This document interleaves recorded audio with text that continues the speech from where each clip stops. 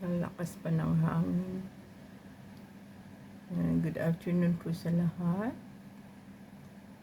Kala ko po ay wala na po yung bagyo. Iyan po.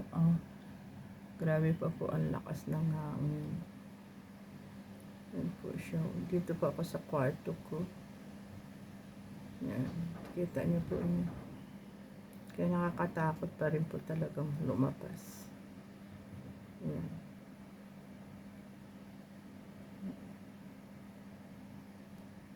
Nag-stop na rin pala yung ulan, pero yung hangin ay napakalakas pa. Yan po. Ayan po yung bundok. Yan po siya. Yan po. Sa likod po namin to.